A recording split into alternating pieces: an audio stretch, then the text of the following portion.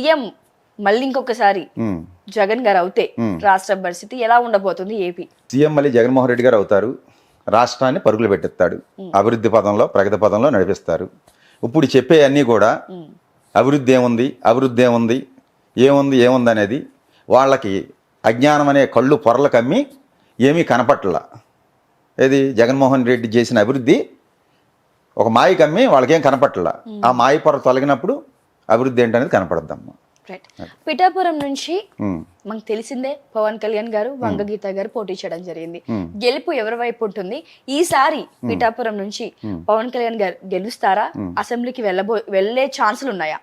నేను ఎప్పుడో చెప్పానమ్మా, అక్టోబర్ 11 వచ్చిన వీడియోలోని సుమన్ టీవీలో, పవన్ కళ్యాణ్ గారు కూటమిలో వెళ్తే గెలుస్తారు, ఒంటరిగా వెళ్తే గెలవరని చెప్పాను. అది ఆన్ రికార్డే ఉంది. ఇప్పుడు కూడా కూటమిలో వెళ్ళారు కాబట్టి గెలుపు అవకాశాలే ఉన్నాయి. ఆయనకి అసెంబ్లీలోకి అడుగుపెట్టే అవకాశాలే ఉన్నాయి. దేశవ్యాప్తంగా అధికారంలోకి వచ్చే పార్టీ ఏది? దేశవ్యాప్తంగా నేను ఎప్పుడో చెప్పాను గత ఇంటర్వ్యూల్లోనే, మళ్ళీ బీజేపీయే వస్తుందమ్మా ఎన్డీఏ కూటమికి. అప్పుడు 305, 310 సీట్లతో అని చెప్పాను. ఇప్పుడు మీ టీవీలో కూర్చుని ఎన్డీఏ బలం అది లోపలున్న బయట నుంచి మద్దతు ఇచ్చిన పార్టీలతో అయినా సరే, ఏదైనా ఎన్డీఏ బలం పార్లమెంట్లో 360 సీట్లు ఉంటాయి. లోనున్న లోపల ఉండకుండా బయట నుంచి మద్దతు ఇచ్చేవాళ్ళు ఉంటారు.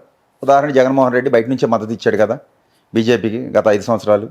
అలాగా ఇచ్చినా ఏదైనా ఎన్డీఏ కూటమికి 360 సీట్లు బలం పార్లమెంట్లో ఉంటుంది. ఏపీలో 25 ఎంపీ సీట్లు ఉన్నాయి. మరి వైఎస్ఆర్సీపీకి ఎన్ని సీట్లు రావచ్చు? అలాగే తెలంగాణలో ఏ పార్టీకి ఎంపీ సీట్లు ఎన్ని రావచ్చు? ఆంధ్రాలో వైసీపీకి నేను చెప్పేది 20 ఎంపీ స్థానాలు వస్తాయని, కూటమికి 5 వస్తాయని చెప్పడం జరుగుతుంది.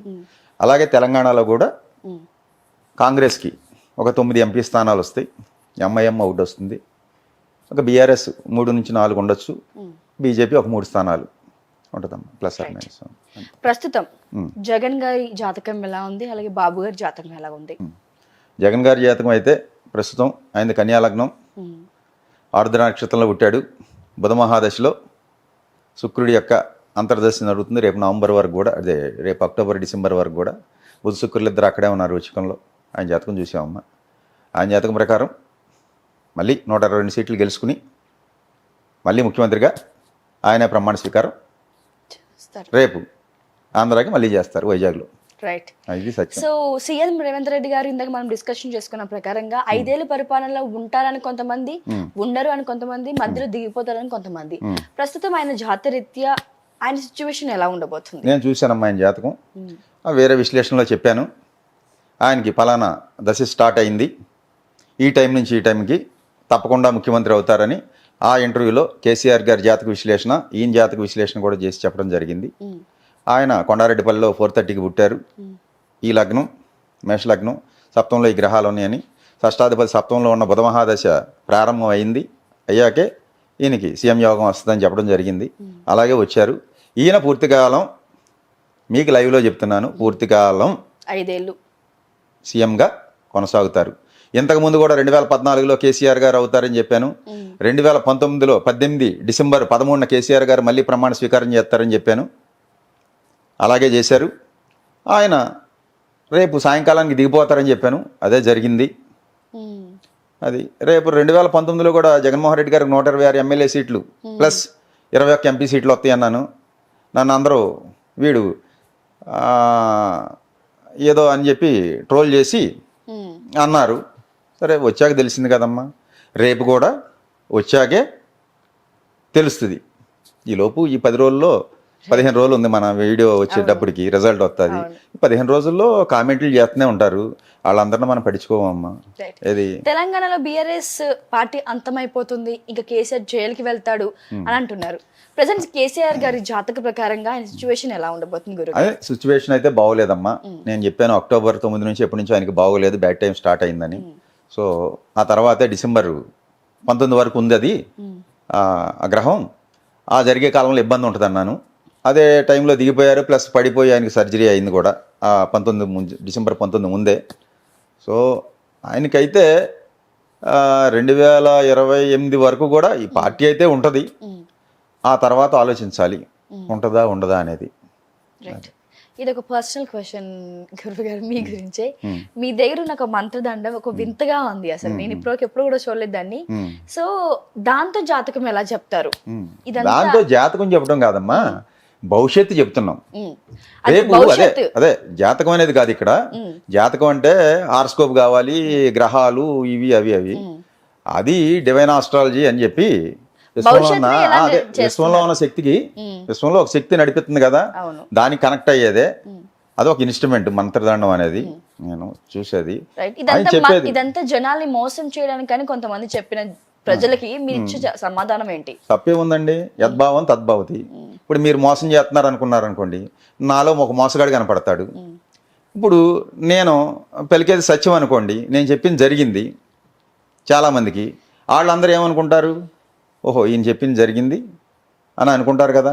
అది ఇక్కడ నేను జనాలను మోసం చేసి నేను డబ్బులు సంపాదించుకుని నీకు ఆ పూజలు చేయాలి, ఈ హోమాలు చేయాలి, 10 లక్షలు పట్టురా, 12 లక్షలు అవుద్దని నేనేం చెప్పట్లేదు కదా.